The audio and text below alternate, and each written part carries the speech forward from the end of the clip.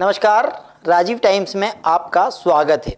आज प्रदेश प्राइम में हमारे पास में एक ऐसा विषय है जो आपको सोचने पर मजबूर कर देगा कि क्या मध्य प्रदेश की कांग्रेस की राजनीति में जो चल रहा है वो कितना सही है, कितना गलत है। क्या एक कद्दावर नेता जो अब पद यात्रा की तैयारी पे निकल रहे हैं या पद यात्रा की तैयारी कर रहे हैं, वर्तमान के नेताओं को सोचना था कि क्या वाकई में यह कदम उन्हें पहले उठाना था, क्योंकि मध्य प्रदेश के काफ़ी सारे मुद्दे उन्होंने प्रेस कॉन्फ्रेंस के माध्यम से तो उठाए, मगर जनता के बीच में जाकर के कोई बड़ा आंदोलन या कोई बड़ा ऐसा संदेश दिया नहीं। बात करते हैं मध्य प्रदेश की राजनीति में। एक बार फिर सबसे अनुभवी खिलाड़ी ने ऐसी चाल चली है जिसने सत्ता और विपक्ष दोनों को सोचने पर मजबूर कर दिया। तकरीबन 80 वर्ष की उम्र और 10 साल तक मध्य प्रदेश के मुख्यमंत्री और आज भी कांग्रेस की राजनीति का सबसे बड़ा रणनीतिक चेहरा अब महाकाल की नगरी उज्जैन से अयोध्या के लिए लगभग 1000 किलोमीटर की पद यात्रा की तैयारी कर रहा है। आने वाले 2 अक्टूबर से यह पदयात्रा शुरू होगी। ना कोई राजनीतिक मंच होगा, लेकिन सवाल वही है कि राजनीति में सबसे बड़ा होता है, क्या यह सिर्फ आस्था की यात्रा है या फिर मध्य प्रदेश की राजनीति में वापसी की नई पटकथा लिखी जा रही है। आज प्रदेश प्राइम में करेंगे सबसे बड़ा राजनीतिक विश्लेषण दिग्विजय सिंह की पद यात्रा। जी हां, उज्जैन बाबा महाकाल की नगरी से रामलला की नगरी अयोध्या तक दिग्विजय सिंह निकाल रहे हैं पद यात्रा। उज्जैन से लेकर अयोध्या तक पद यात्रा शुरू करूंगा 2 अक्टूबर से, और ये गैर राजनीतिक होगी।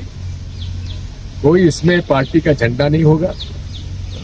वो सब शामिल हो सकते हैं जो उनको भगवान राम में आस्था है, जिन्होंने चंदा दिया है राम मंदिर में, वो सब शामिल हो सकते हैं। और हम लोग अयोध्या जी तक यात्रा करेंगे।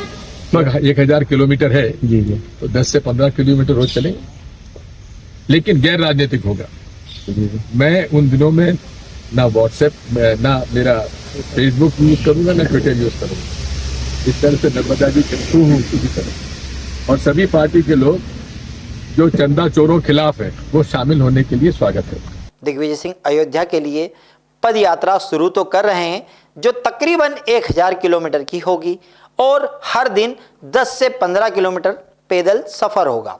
उन्होंने साफ कहा है कि यात्रा में कोई राजनीतिक झंडा नहीं होगा, ना कोई मंच होगा, ना कोई सोशल मीडिया प्रचार होगा, लेकिन मुद्दा सिर्फ श्री राम मंदिर के चढ़ावे और चंदे में कथित अनियमितताओं पर जवाबदेही का है या चंदा चोरी का है। यानी यात्रा धार्मिक है, लेकिन मुद्दा राष्ट्रीय बहस का बन चुका है। राजनीति में कोई भी बड़ा नेता बिना संदेश के इतना बड़ा कदम नहीं उठाता। और जब बात मध्य प्रदेश के कांग्रेस के चाणक्य कहे जाने वाले दिग्विजय सिंह की हो, तो हर कदम के पीछे एक राजनीतिक कई परतों में दिखाई देती है। पहले नर्मदा की परिक्रमा के बाद अब महाकाल से अयोध्या की पद यात्रा। क्या यह जन आस्था है या जनता तक फिर से सीधी पहुंच बनाने की कोशिश? यही है आज की सबसे बड़ी पड़ताल। क्या वाकई कांग्रेस बदल रही है? राजनीतिक बीते कुछ दिनों में दिग्विजय सिंह लगातार सुर्खियों में आ रहे हैं। उज्जैन की जमीन वाले मामले में उन्होंने प्रदेश कांग्रेस जीतू पटवारी से अलग राय रखी, फिर दलाल किस्म के लोगों वाली टिप्पणी, और उसके बाद संयुक्त प्रेस कॉन्फ्रेंस के साथ दिग्विजय सिंह ने कहा, जीतू पटवारी मेरे पुत्र के समान है। भ्रम फैलाया जा रहा है कि जीतू पटवारी जी और दिग्विजय सिंह में अंदर कोई विवाद है। ये मेरे पुत्र समान है और मुझे 50 साल से ज्यादा कांग्रेस पार्टी में हो गए हैं। प्रदेश कांग्रेस कमेटी के अध्यक्ष तो क्या, किसी और कांग्रेस के नेता के खिलाफ भी मैं दलाल शब्द उपयोग नहीं कर सकता। हम एकजुट हैं, प्रदेश कांग्रेस एकजुट है, यानी मतभेद की चर्चा और फिर एकजुटता का संदेश। राजनीति में तस्वीरें बहुत कुछ कहती है साहब, लेकिन समय उससे भी ज्यादा बोलता है।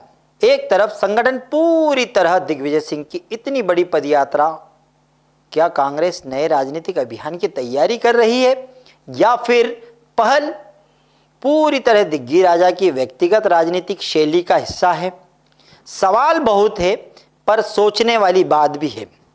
क्या ये असली राजनीतिक संदेश? मध्य प्रदेश कांग्रेस लगातार सत्ता से बाहर है, ऐसे में जनता के बीच लगातार मौजूद रहना सबसे बड़ी राजनीतिक चुनौती भी है और सबसे बड़ा अवसर भी।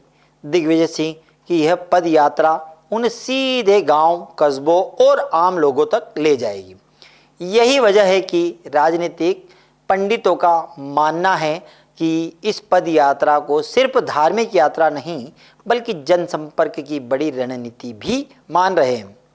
बहरहाल एक सवाल जो कांग्रेस के भीतर भी गूंजता है और बाहर भी गूंजता है, अब क्या जीतू पटवारी की जो साइकिल यात्राएं होती थी, समय समय पर आपने देखा होगा कि जीतू पटवारी निकल जाते हैं साइकिल से जनता के बीच में और बातें करते हैं। तो क्या प्रदेश के किसी बड़े मुद्दे पर ऐसी प्रतीकात्मक और लंबी पदयात्रा संगठन की ओर से पहले शुरू होनी चाहिए थी या सुबह अपने स्वास्थ्य को लेकर के साइकिल पर ही की गई छोटी यात्रा में भी बदलाव आता है? जीतू पटवारी को इस पर विचार करना चाहिए। दिग्विजय सिंह ने अपने अनुभव से इस स्पेस को भांप लिया। यह सवाल अब कांग्रेस के भीतर भी है और बाहर भी है। सोशल मीडिया और तमाम सारे समाचार पत्रों में, राजनीतिक गलियारों में एक चर्चा है कि कांग्रेस में नेतृत्व का बदलाव होना है बहुत जल्दी। क्या आने वाले समय में कांग्रेस का संगठन बदलेगा? चर्चाएं ये भी तेज है। हालांकि बहुत सारे नाम चल रहे हैं। उमंग श्रृंगार का नाम है, जयवर्धन सिंह का नाम है, काफ़ी सारे नाम चल रहे हैं, मगर अभी तक कोई आधिकारिक पुष्टि नहीं है। लेकिन इतना जरूर है कि महाकाल से अयोध्या तक की यह यात्रा आने वाले महीनों में कांग्रेस की राजनीति और मध्य प्रदेश की राजनीति को बदल देगी। दिग्विजय सिंह भारतीय राजनीति के उन नेताओं में से हैं जिनके हर कदम का अर्थ सिर्फ वर्तमान नहीं भविष्य भी तय करता है। वाकई में दिग्विजय सिंह दूरदर्शी नेता कहे जाते हैं। राजनीति में वह चाणक्य के रूप में देखे जाते हैं। 10 साल तक मुख्यमंत्री रहने के बाद में भी उन्होंने हाल ही में प्रेस कॉन्फ्रेंस में एक दावा किया कि मुझ पर एक भी आरोप नहीं है और साथ में मोहन यादव को समझाइश भी दी। 10 साल तक रहा मुख्यमंत्री, मुझ पर अगर किसी का आरोप लगा तो मैंने उस जांच बैठाई।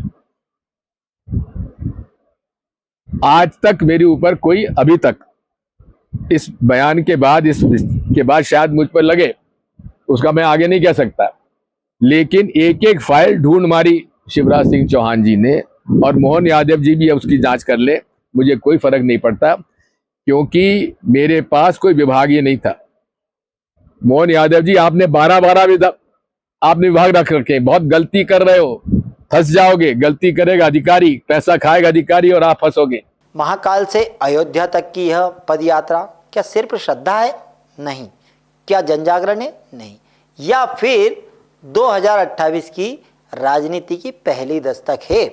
जवाब अब भी भविष्य के गर्भ में है, लेकिन इतना तय है दिग्गी राजा ने एक बार फिर मध्य प्रदेश की राजनीति का एजेंडा ही बदल कर रख दिया, क्योंकि दिग्विजय सिंह एक अलग ही तासीर के नेता कहे जाते हैं। देखते रहें प्रदेश प्राइम में, क्योंकि यहाँ खबर नहीं, खबर के पीछे की राजनीति भी दिखाई जाती है। तो मुझे दीजिए इजाजत, मैं राकेश राठौर। बने रहें आप राजीव टाइम्स के साथ। यदि ये खबर अच्छी लगी हो तो अपने दोस्तों के साथ शेयर करें, लाइक करें और कमेंट करें। धन्यवाद। कुछ पल ठहर के सोचिए, जो आप देख रहे हैं क्या वही पूरा सच है? क्या पत्रकारिता की वह कलम आज भी उतनी ही धारदार है जिसकी ताकत से सत्ता के सिंहासन तक हिल जाया करते थे? क्या समाचार केवल दिखाने की वस्तु है? क्या देश के चौथे स्तंभ की जवाबदेही आज भी उतनी ही मजबूत है जितनी संविधान निर्माताओं ने कल्पना की थी? इन्हीं सवालों के बीच राजीव टाइम लेकर आया है प्रदेश प्राइम,